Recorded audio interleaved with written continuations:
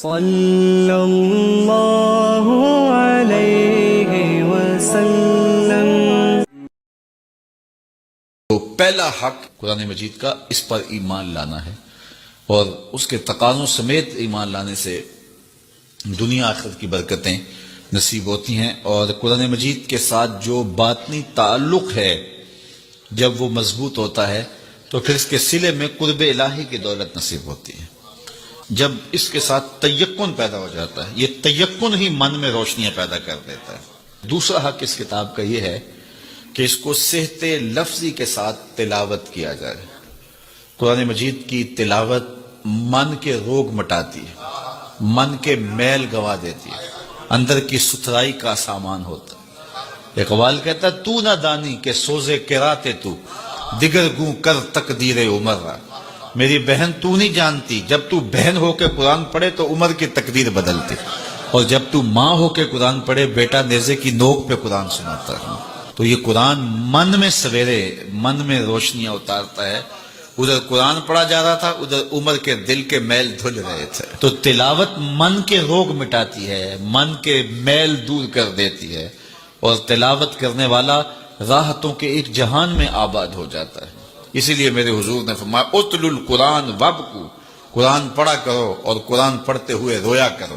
فَإِن لَمْ تَبْكُوا فَتَبَاكُوا، اور اگر رونا نہ آئے تو رونے کی کوشش کیا کرو۔ حضرت داتا صاحب سے پوچھا گیا حضرت اگر رونے کی کوشش کریں پھر بھی رونا نہ آئے، فرمایا پھر مقدر پہ رویا کرو۔ اتنے سنگ دل ہو گئے ہو تمہاری آنکھیں آنسوں کا خراج نہیں دیتی۔ تو اس قرآن کی تلاوت سے من ستھرا ہوتا ہے، من پاک ہوتا ہے۔ جب تک نہ ہو تیرے دل پہ نزول کتاب، گرا کشا ہے نہ راضی نہ کشاف۔ دل پہ جب اترے، جب یہ محسوس کرے، دیکھو حضور کی وساطت سے رب نے مخاطبہ کیا ہے۔ جب رب کہتا ہے یا ایھا الذین آمنوا، تو مخاطب کون ہوتے ہیں؟ ذرا غور تو کیجیے۔ میں ایک دن اعتکاف میں تھا، بڑی پرانی بات ہے، تو قرآن مجید کی تلاوت کر رہا تھا، تو لفظ آئے کہ نبّئ عبادی انی انا الغفور الرحیم۔ اس کا معنی یہ ہے کہ میرے بندوں کو خبر دے دو کہ میں غفور بھی ہوں رحیم بھی ہوں۔ اللہ، یہ بات تو حضور کی وساطت سے ہمیں کہی گئی نا، تو یقین جانے ایسا نشہ طاری ہوا، میں وہ لمحے نہیں بھول سکتا۔ تو میں بڑا ضبط کرنے کی کوشش کی لیکن مجھے ضبط نہیں ہو رہا تھا، اور پھر مجبور ہو کے میں اٹھا اور ایک ایک حجرہ اعتکاف میں گیا، اور سب کو جا کے میں نے کہا یہ رب کا کلام سنو۔ رب کہتا ہے میرے بندوں کو بتاؤ، خبر دو، میں غفور بھی ہوں رحیم بھی ہوں۔ تو یہ قرآن کی تلاوت کے مزے ہوتے ہیں۔ تیسرا حق قرآن مجید کا ہمارے ذمے، اس کو مفاہیم و مطالب کے ساتھ سمجھنے کی کوشش کرنا کہ یہ قرآن ہمیں کیا کہہ رہا ہے۔ وہ کبھی تلاوت ہو رہی ہوتی ہے اور پڑھنے والا پڑھ رہا ہے کونوا قردۃ خاسئین، لوگ کہتے ہیں سبحان اللہ، جبکہ وہ کیا کہہ رہا ہے، چونکہ سمجھ نہیں ہے کہ کہا کیا جا رہا ہے۔ تو اس کو سمجھیں کہ یہ کتاب ہمیں کیا کہہ رہی ہے، اور اس کا میسج ہمارے نام کیا ہے۔ حضور کی وساطت سے ہمارے نام یہ رب کا پیغام ہے۔ آپ کے نام کوئی کسی امبیسی سے خط آئے اور وہ آپ کی زبان میں نہ ہو، اور آپ اس زبان کو جانتے نہ ہوں، تو کیا اس کو چوم کے رکھ دیں گے، یا اتنی دیر تک مطمئن نہیں ہوں گے جب تک اس کے مندرجات معلوم نہیں کر لیں گے؟ آپ کہیں گے کوئی خیر کی خبر ہے، کوئی دکھ کی خبر ہے، کیا بات ہے، میں اس کو دیکھنا چاہتا ہوں کہ مجھے انہوں نے لکھا ہے تو کیا لکھا ہے، میرے نام پیغام کیا ہے۔ تو جس زبان کو آپ نہیں جانتے وہ خط آپ کے نام آتا ہے، تو اتنی دیر تک آپ مطمئن نہیں ہوتے جب تک آپ اس کو جو ہے وہ ایسے شخص کے پاس نہیں لے جاتے جو اس زبان سے آشنا ہوتا ہے۔ تو یہ رب کا خط ہے، حضور کی معرفت۔ تو یہ پڑھے نا ہمارے رب نے ہمیں کیا پیغام دیا ہے، اور پھر جب اس کی تلاوت کریں گے اور اس کے مفاہیم کو سمجھنے کی کوشش کریں گے تو یہ قرآن فیض دیتا ہے۔ یہ قرآن اپنے مخاطب کو، یہ تو خالی پڑھا جائے پھر بھی فیض دیتا ہے، بلکہ خالی پڑھا نہ جائے دیکھا جائے پھر بھی فیض دیتا ہے۔ اس کو دیکھ بھی لیا جائے، اس کے سننے سے فیض ملتا ہے، اس کے پڑھنے سے فیض ملتا ہے، اس کے دیکھنے سے فیض ملتا ہے، اس کے سمجھنے سے فیض ملتا ہے، اس کا درس دینے سے فیض ملتا ہے، اس کا درس لینے سے فیض ملتا ہے۔ یہ تو سراپا فیض ہے، یہ تو روشنیوں کا منبع و مصدر ہے اس کتاب سے جڑنے والا دارین کی سعادتیں پاتا ہے۔ اللہ تعالیٰ بندوں کو آزماتا ہے، پرکھ کرتا ہے، امتحان لیتا ہے، طرح طرح کی نعمتوں سے اسے مالا مال کرتا ہے، کاروبار وسیع ہو جاتا ہے، اس کے لیے دولت کے انبار لگ جاتے ہیں، دنیاوی مال و اسباب اس کے لیے جمع ہو جاتا ہے، منصب ملتا ہے، عہدہ ملتا ہے، اقتدار ملتا ہے، شان و شوکت ملتی ہے، لوگوں کے دلوں میں اس کا گھر بنتا ہے، تو اس کے ذہن میں یہ بات آتی ہے کہ میرے رب نے مجھے جو عزت دی ہے میں اس کا استحقاق رکھتا تھا، اور میں اگر اس لائق نہ ہوتا تو مجھے کیوں نوازا جاتا، تو گویا میرا رب میرے اوپر راضی ہے۔ اور پھر جب محفل نعت میں مہمان خصوصی بھی بن گئے تو پھر تو ان کے نفس کو اور تسکین مل گئی۔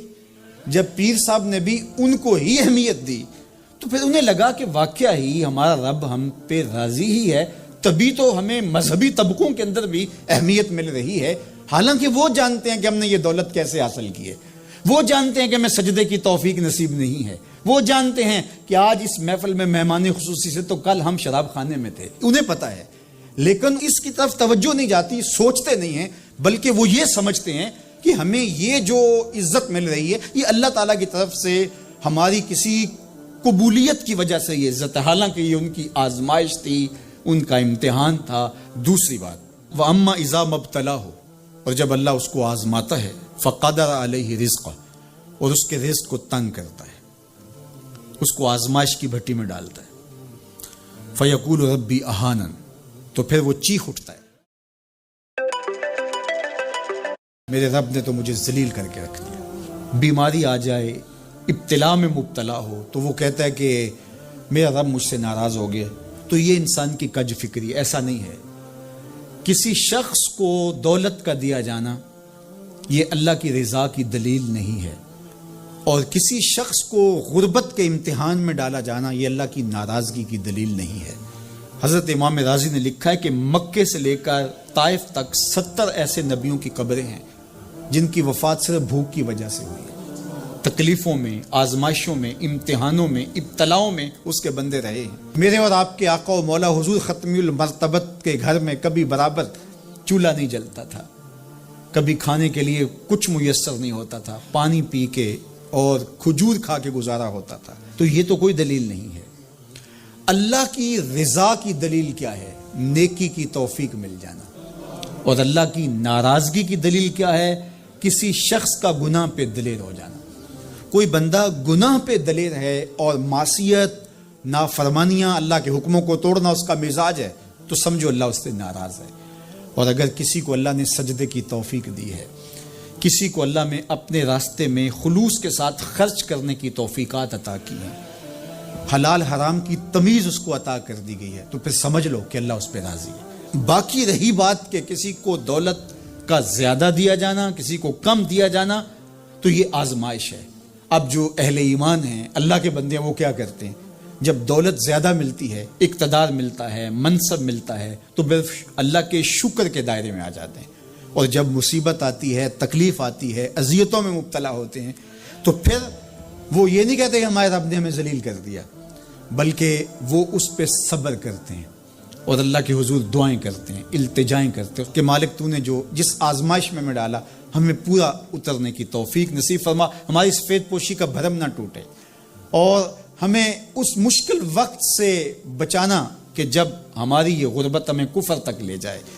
اور جب ان کو دولت مندی دی جاتی ہے تو وہ ڈرتے ہیں کہ اللہ ایسا نہ ہو کہ یہ دولت ہمیں فرعون بنا دے، یہ دولت ہمیں نمرود بنا دے، ہمارے اندر بخل پیدا ہو، تکبر پیدا ہو، ہمارے اندر غرور پیدا ہو، تو وہ اس حالت کے اندر اللہ تعالیٰ کا شکر یا دوسری حالت میں اللہ کے حضور صبر کی توفیق مانگتے ہیں اور صبر کے ساتھ اپنی زندگی گزارتے ہیں۔ آقا کریم علیہ السلام نے ارشاد فرمایا کہ کون ہے جو مجھ سے یہ کلمات لے اور ان پر خود عمل کرے اور پھر آگے ان لوگوں تک پہنچائے جو ان چیزوں پر عمل کرے۔ تو بہت سارے لوگ جھولیاں پھیلا کے آگے بڑھ جاتے، لیکن علم کے لیے جو حرص حضرت ابو ہریرہ کے سینے میں تھی، اس وجہ سے انہوں نے پہل کی اور آگے بڑھ کے عرض کی حضور یہ خیرات میری جھولی میں ڈال دیجئے، میں خود بھی عمل کروں گا اور ایسے لوگوں تک پہنچاؤں گا بھی جو ان پر عمل پیرا ہوں۔ تو کہتے ہیں حضور نے میرا ہاتھ پکڑ لیا اور 5 چیزیں گنوائیں۔ پہلی بات میرے حضور نے ارشاد فرمائی، اتق المحارم تکن عابد الناس، اللہ کی حرام کردہ چیزوں سے بچ جاؤ، تم لوگوں میں سب سے بڑے عبادت گزار بن جاؤ گے۔ نیکی کرنا بہت اہم ہے، لیکن یہاں جو تعلیم دی گئی وہ گناہ سے بچنے کی ہے۔ ایک شخص رات کو 100 نفل پڑھ لیتا ہے، لیکن صبح اٹھ کے کسی کا حق غصب کرتا ہے، کسی کو گالی دیتا ہے، جھوٹ بولتا ہے، کم تولتا ہے، کم ناپتا ہے، اللہ کے احکام کو توڑتا ہے، اور دوسرا شخص ساری رات عشاء کی نماز کے بعد سویا رہا اور دن کو فجر کے بعد اس نے جھوٹ نہیں بولا، کسی کو تنگ نہیں کیا، اللہ کی مخلوق کو ضرر نہیں پہنچایا، تو شریعت ایسے شخص کو پسند کرتی ہے جو اللہ کی حرام کردہ چیزوں سے بچ جائے۔ نیکی کی توفیق مل جائے، نفلی عبادات میسر آ جائیں تو بڑی بات ہے، لیکن اس سے بڑی بات یہ ہے کہ اللہ کی حرام کردہ چیزوں سے بچا جائے۔ دوسری بات ارشاد کی، وَرْضَ بِمَا قَسَمَ اللَّهُ لَكَ تَكُنْ أَغْنَى النَّاسِ، اللہ کی تقسیم پہ راضی ہو جا، لوگوں میں سب سے بڑا غنی تو ہوگا۔ دولت کی کثرت سے بندہ غنی نہیں بنتا، کتنے دولت مند ہیں، نفس کی کمینگی ہی ختم نہیں ہوتی۔ تو غنی اس وقت بندہ بنے گا جب اللہ کی تقسیم پہ راضی ہو گیا، اللہ نے جس حالت پہ رکھا اس حالت پہ خوش ہے کہ میرے مالک نے مجھے جو دے دیا یہ میرے لیے اس نے مناسب جانا، تو بس میں اس پہ راضی ہوں، میں اس پہ خوش ہوں۔ اور اگر انسان یہ نہیں چاہتا اور نہیں کرتا تو جہاں بھی ہوگا وہ مطمئن نہیں ہوگا۔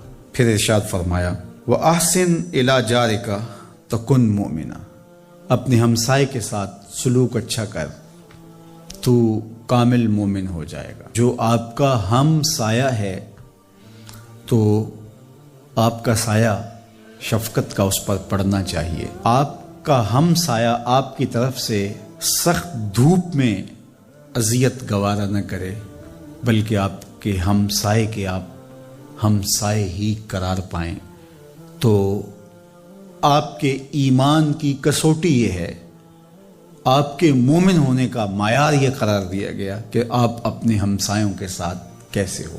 چوتھی چیز، وَأَحِبَّ لِلنَّاسِ مَا تُحِبُّ لِنَفْسِكَ تَكُنْ مُسْلِمًا، اگر تم کامل مسلمان بننا چاہتے ہو تو جو اپنے لیے پسند کرتے ہو تمام مخلوق کے لیے وہ پسند کرو۔ اب کوئی شخص یہ مزاج اپنی طبع میں راسخ کر لے تو معاشرے کے اندر شر، فساد، بدامنی، کسی کے حقوق کو غصب کرنا، کسی سے زیادتی کرنا، کسی کا برا چاہنا، سب کچھ ختم ہو جائے گا، اور یہ معاشرہ جنت نظیر بن جائے گا کہ جو ہم اپنے لیے پسند کرتے ہیں وہ ہم اپنے دوست کے لیے، بھائی کے لیے، ہمسائے کے لیے، عزیز کے لیے، رشتہ دار کے لیے پسند کریں۔ اور پانچویں بات، وَلَا تُكْثِرِ الضِّحْكَ فَإِنَّ كَثْرَةَ الضِّحْكِ تُمِيتُ الْقَلْبَ، ابو ہریرہ زیادہ ہنسا نہ کرو، زیادہ ہنسنے سے دل مر جاتا ہے۔ مسکرانا تو سنت ہے، مسکرانا حضور کی عادت تھی، جس کی تسکین سے روتے ہوئے ہنس پڑیں، اس تبسم کی عادت پہ لاکھوں سلام۔ مسکرانے کے بعد اگلا مرحلہ دہک کا آتا ہے، لیکن دہک کبھی کبھی حضور سے صادر ہوا، اور کہا یہ حضور علیہ السلام سے صادر نہیں ہوا، تو کہے سے منع کر دیا گیا۔ دہک کبھی کبھی ہو اور تبسم آپ کی زندگی میں شامل ہو۔ اللہ اس حدیث پاک کا نور ہماری روحوں میں اتار دے اور ہمارے باطن میں چراغاں کرے۔ کرونا وائرس کی وجہ سے پورے ملک کے اندر لاک ڈاؤن ہے، تو اس موقع سے بھرپور فائدہ حاصل کر کے ہمیں ذکر و فکر کی طرف آنا چاہیے۔ قرآن مجید کی تلاوت، کثرت نوافل، قضا شدہ نمازوں کی ادائیگی اور دیگر امور خیر بجا لانے چاہیے۔ اپنے ماں باپ کی صحبت میں بیٹھنا چاہیے، ان کی دعائیں لینی چاہیے، اپنے بچوں کے پاس بیٹھیں، اور بہت سارے اور امور جو ہم اپنی مصروفیات کے باعث پورے نہیں کر پاتے، تو یہ موقع ہے ان کو پورا کرنے کا۔ لیکن اس موقع سے ناجائز فائدہ حاصل کرتے ہوئے بہت سارے لوگ اپنے مکانوں کی چھتوں پہ دھاتی تاروں کے ذریعے پتنگیں اڑانے کے شغل میں مصروف ہیں، تو اس شغل سے خدا را باز آئیے۔ یہ موقع ایک دوسرے کی مدد کرنے کا ہے، نصرت اور اعانت کرنے کا ہے، نہ یہ کہ مکانوں کی چھتوں پہ کھڑے ہو کے آپ خونی کھیل کھیلیں اور دھاتی ڈور کے ذریعے سے لوگوں کے گلے کٹیں اور لوگوں کو نقصان ہو۔ تو اس سے خدا را ہمیں خود بھی باز آنا چاہیے اور اپنے بچوں کو بھی اس سے روکنا چاہیے، ان کی حوصلہ شکنی کرنی چاہیے۔ ویسے بھی علماء نے کہا کہ یہ جو پتنگ کٹتی ہے تو بچے اس کو لوٹنے کے لیے دوڑتے ہیں اس کے پیچھے، تو عمومی طور پہ ہمارے ہاں یہ کہا بھی جاتا ہے کہ میں پتنگیں لوٹ رہا ہوں یا لوٹ کے لایا ہوں، تو شرعاً وہ اس کی ملک نہیں تھی تو وہ کیسے اس کو اپنے پاس رکھ سکتا ہے؟ تو یہ ایسا گناہ ہے جس کو گناہ نہیں سمجھا جاتا، اور بچپن میں معصوم ذہن پر لوٹ مار کا تصور اس سے ابھرتا ہے، اور آج وہ پتنگ لوٹ کے لایا ہے تو کل بڑا ہو کے بڑا لٹیرا بنے گا۔ تو یہ ماں باپ کو سوچنا چاہیے کہ پتنگ لوٹنے کا عمل لوٹنے کی ایک مشق ہے، اور بچہ اس کو کوئی برائی نہیں سمجھ رہا اور اس کو گناہ نہیں سمجھ رہا، حالانکہ یہ مال لقطہ ہے۔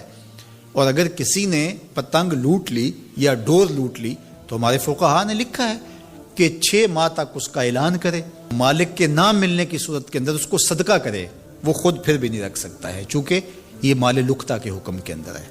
تو عمومی طور پہ ہم بچے کو بھی شاباش دیتے ہیں، اس کو بڑا دلیر قرار دیتے ہیں کہ اس نے اتنی پتنگیں لوٹی، آج اس کا یہ کمال ہے۔ تو میاں یہ بچوں کے نفسیات کے اندر لوٹ مار کے تصور کو راسخ کرنے کا ایک ذریعہ ہے پتنگ۔ اس نقطہ نظر کی طرف شاید کبھی کسی کی توجہ نہ گئی ہو، تو اس پہ بھی غور کرنے کی ضرورت ہے۔ میں تو یہ بات کہا کرتا ہوں کہ چلتی ہوئی ٹرالی سے یا ٹرک سے جو بچہ گنا لوٹتا ہے تو اس کو بچے کی بہادری اور فنکاری سمجھا جاتا ہے، لیکن آج جس نے گنا لوٹا ہے تو کل وہ ملک لوٹنے لگے گا، کل وہ اور کچھ بھی لوٹے گا۔ تو یہ چونکہ جب برائیاں شروع ہوتی ہیں تو بڑے پیمانے سے شروع نہیں ہوتی، چھوٹے پیمانے سے شروع ہوتی ہیں۔ تو پتنگ لوٹنے کا تصور لوٹ مار کی طرف لے جانے والا ہے، اور دوسرا یہ قاتل ڈور کتنے لوگوں کی زندگی کا چراغ بجھا دیتی ہے، اور کیا گزرتی ہے ان ماں باپ کے اوپر جن کا لخت جگر، جن کا بیٹا ان کے ہاتھوں کے اندر دم توڑ جاتا ہے اور گلا کٹ گیا ایک ڈور سے۔ اور ایسے واقعات ہم کتنے سنتے ہیں۔ تو میں گزارش کروں گا کہ اس خونی کھیل سے باز رہا جائے۔ اخلاقیات بھی اجازت نہیں دیتے، ہمارا ملکی قانون بھی اس کی اجازت نہیں دیتا، اور پنجاب پولیس بھی اس پر ایکشن کر رہی ہے۔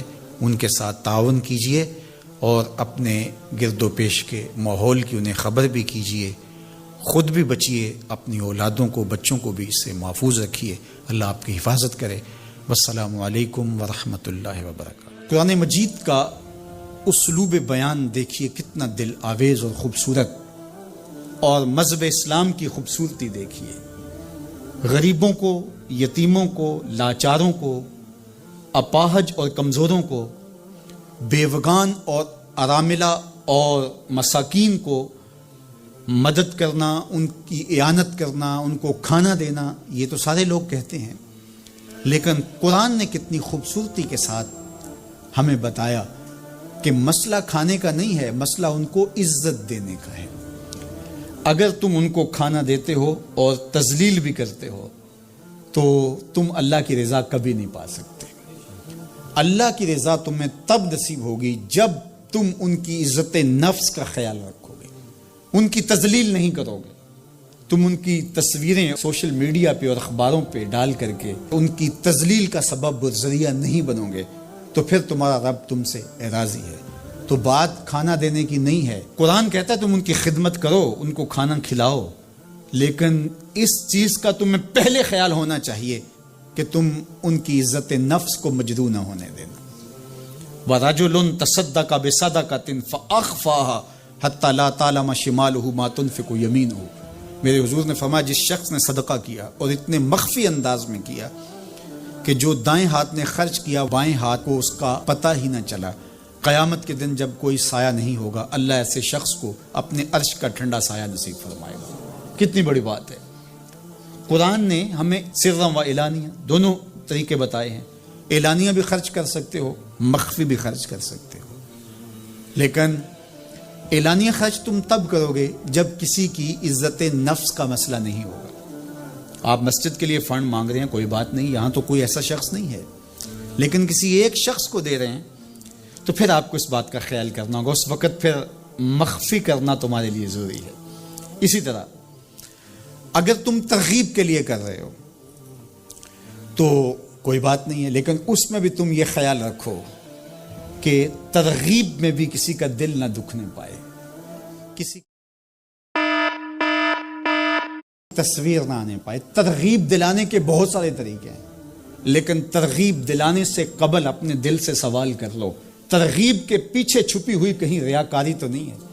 چونکہ ریاکاری جو ہے یہ کالے پتھر پر کالے رنگ کی چونٹی چلے تو اس کی چال سے بھی زیادہ باریک ہے، تو یہ بڑی باریک چال ہے۔ تو بعض کا بندہ کہتا ہے میں تو ترغیب کے لیے کر رہا ہوں، لیکن اس کے پیچھے اس کا نفس کھڑا ہوتا ہے اور اس کے نفس پہ یہ شاک ہوتا ہے کہ وہ بغیر تشہیر کے کرے، تو وہ ترغیب کا نام لے کے اپنی اس ریاکاری کے اوپر ترغیب کا پردہ ڈالنا چاہتا ہے، لیکن ہوتی ریاکاری ہی ہے۔ تو یہ اپنے آپ سے پوچھے، بندے کو پتا ہوتا ہے کہ میں کہاں کھڑا ہوں۔ اقبال نے کہا تھا کہ ملا سے نہ پوچھ اپنے دل سے پوچھ، تو بندے کو پتا ہوتا ہے کہ یہ ترغیب ہے یا اس کے پیچھے چھپی ہوئی ریاکاری ہے، اور ریاکاری تھوڑی سی بھی اللہ کو قابل قبول نہیں ہے۔ حضرت ابو امامہ الباہلی رضی اللہ تعالیٰ عنہ فرماتے ہیں کہ میں نے حضور سے پوچھا کہ ایک شخص جہاد کرتا ہے اور اپنی جان وار دیتا ہے اور اس کا مقصد اللہ کے دین کو سر بلند کرنا ہے، لیکن اس کے ذہن میں یہ بھی ہے کہ چلو میری بہادری کے جھنڈے بھی لگ جائیں گے، تو کیا اس کو اس عمل کا صلہ ملے گا؟ تو میرے حضور نے ارشاد فرمایا فلا شیء لہ، اسے کوئی اجر نہیں ملے گا۔ اللہ صرف اسی عمل کو قبول کرتا جو محض اس کے لیے کیا جائے۔ تیرے عمل میں اخلاص ہو تو اس کا اجر کچھ اور ہے، حور و خیام سے گزر بادہ و جام سے گزر، جو محض اس کی رضا کے لیے عمل کیا جائے وہی عمل ہے۔ حضرت معاذ بن جبل رضی اللہ تعالیٰ عنہ حضور کے روضہ انور کے پاس بیٹھ کے رو رہے تھے، حضرت عمر گزرے تو رک گئے، کہا معاذ رو رہے ہو؟ کہا کہ صاحب مزار کا ایک فرمان یاد آیا جس نے مجھے رلا دیا۔ تو کہا وہ کیا فرمان تھا؟ کہا ایک دن حضور نے کہا تھا تھوڑی سی ریا بھی شرک ہے، تھوڑی سی ریا بھی شرک ہے۔ تو ضرور رکیے، آپ ترغیب کا نام لے رہے ہیں کہ میں ترغیب دینے کے لیے کر رہا ہوں، لیکن ذرا ایک لمحے کے لیے رک کے اپنے آپ سے سوال کر لیجئے، ترغیب کے پردوں کے پیچھے چھپی ہوئی کہیں ریا تو نہیں ہے؟ اگر ریا کہیں چھپی ہے تو عمل ضائع ہو گیا، عمل برباد ہو گیا۔ کیتی کتری پئی کھو محمد تے سکہ بنیا زردہ، سب کچھ برباد ہو گیا۔ اس لیے محض اس کی رضا کے لیے ترغیب بھی اگر آپ کی نیت ہے تو اس سے قبل اچھی طرح اپنے آپ کو جانچ لیں کہ ہم کھڑے کہاں ہیں۔ اللہ اکبر۔ تو کہا کہ کلا بل لا تکرمون الیتیم، تمہارا مسئلہ یہ ہے کہ تم یتیم کی تکریم نہیں کرتے ہو، عزت نہیں دیتے۔ حضور علیہ الصلوۃ والسلام نے فرمایا کہ مومن کا معاملہ بھی بڑا عجیب ہے کہ اسے اگر تکلیف ہوتی ہے تو اس پر وہ صبر کرتا ہے، یا اسے خوشی ملتی ہے تو اس پر وہ شکر کرتا ہے، تو دونوں صورتوں میں اللہ اس کو اجر عطا کرتا ہے۔ اور یہ صرف شان مومن کی ہی ہے کہ وہ مصیبت پر صبر کرے، بلکہ فرمایا کہ مومن کے پاؤں میں کانٹا بھی چبھتا ہے تو اس کا بھی اس کو اجر دیا جاتا ہے، اس کے درجے بلند ہوتے ہیں، اس کے گناہ معاف کر دیے جاتے ہیں، اس کی خطاؤں سے درگزر کر لیا جاتا ہے۔ لیکن یہ مشروط ہے اس تکلیف کو صبر کے ساتھ برداشت کرنے سے۔ اگر وہ واویلا کرتا ہے، ناشکری کے کلمات کہتا ہے، تو تکلیف تو ختم نہیں ہوتی لیکن اجر زائل کر دیا جاتا ہے۔ تو اس لیے ہمیں ہر صورت کے اندر صبر کے دامن کو مضبوطی سے تھامنے کی تلقین کی گئی ہے، اور اہل ایمان کو یہ بھی سبق دیا گیا کہ جب انہیں کوئی بھی مصیبت پہنچتی ہے تو وہ کہتے ہیں انا للہ و انا الیہ راجعون، کہ ہم اسی کے ہیں اور اسی کے حضور پلٹ کے جانا ہے۔ تو یہ وہ امر ہے کہ جو ان کی طبیعت کے اندر ٹھہراؤ پیدا کرتا ہے اور ان کی زندگیوں کے اندر اللہ تعالیٰ جل شانہ پر جو یقین ہے اس کا پتہ دیتا ہے۔ اگر مصیبت کو اللہ کی طرف سے سمجھ کے مان کے صبر کیا جائے، اس کو مقدور سمجھا جائے، اس پر واویلا نہ کیا جائے، اللہ کی نافرمانی کا کوئی کلمہ نہ بولا جائے، اپنے عقیدے میں تزلزل نہ آنے دیا جائے، اپنے رویوں کی خوبصورتی کو زائل نہ ہونے دیا جائے، تو اس کا مطلب ہے کہ وہ شخص مومن ہے، اس کا یقین ہے کہ یہ اللہ کی طرف سے ہے، تو پھر اس کے یقین کے صلے کے اندر اللہ اس کو پھر ہدایت قلب کا چراغاں نصیب کرتا ہے۔ اور فرمایا واللہ بکل شیء علیم، اور اللہ ہر شے کو جاننے والا ہے، اسے پتہ ہے کہ کسی پر مصیبت نازل کیوں کرنی ہے، اور اس مصیبت سے اس کا امتحان لینا مقصود ہے، اس کے درجوں کو بلند کرنا مقصود ہے، اس کے گناہوں کو معاف کرنا مقصود ہے، اس کو کسی آزمائش میں ڈال کر کے اس کو مزید کندن بنانا مقصود ہے، یا اس کا کیا مقصود ہے، اس کو سزا دینا مقصود ہے، یہ اسے پتہ ہے۔ تمہارا رب تمہاری طرف آنے والی جو تکلیفیں ہیں ان کے اندر ہزارہا پنہا حکمتوں سے واقف ہے۔ یہاں یہ بات بھی سمجھنے کے قابل ہے کہ جو شخص مصیبت کے آنے پر صبر اور استقامت کے ساتھ اس سے نپٹتا ہے اور اللہ پر جو اس کا یقین ہے اس میں تزلزل پیدا نہیں ہونے دیتا، کل من عند اللہ، اے محبوب فرما دیجئے جو کچھ ہے وہ تمہارے رب کی طرف سے، یہ اس کا خیال اور فکر ہے کہ یہ میرے اللہ کی طرف سے، تو پھر اس مصیبت کو ٹالنے والا بھی وہی ہے۔ تو اگر یہ اس کا عقیدہ پختہ تھا تو پھر وہ مالک کی دہلیز چھوڑ کے، مالک کی چوکھٹ چھوڑ کے کسی اور دہلیز پہ نہیں جائے گا، کسی اور چوکھٹ پہ نہیں جائے گا، وہ اس مصیبت کو دور کرنے والا مؤثر حقیقی اللہ کو ہی جانتا ہوگا، اور اسی کے حضور دعائیں کرے گا، التجائیں کرے گا، کسی شرک کا ارتکاب نہیں کر سکتا ہے، اور وہ مالک کی دہلیز سے کبھی روح گردانی نہیں کر سکتا، بلکہ اس تکلیف کے آنے سے وہ اپنے رب کے ساتھ اور زیادہ جڑ جائے گا، اور اگر وہ صبر کرے تو یہ اس کا ایک مرتبہ ہے کہ وہ حوصلے کے ساتھ اس تکلیف کو برداشت کرے، اور دوسرا مرتبہ جو اس سے بڑھ کر ہے کہ اس پہ اللہ کی رضا کے سانچے میں اپنے آپ کو ڈھال لے کہ جے سونا میرے دکھ وچ راضی، میں سکھ نو چلے ڈاواں۔ اگر وہ اس بات پہ راضی ہے تو کوئی بات نہیں ہے، میں اس پہ راضی ہوں کہ میرے رب کی یہ رضا ہے۔ تو یہ دونوں چیزوں کا مل جانا، یا دونوں میں سے کسی ایک کا مل جانا، یہ اللہ کی طرف سے اس کو دیا گیا انعام ہے جو اس مشکل حالات میں اس کو حاصل ہوتا ہے۔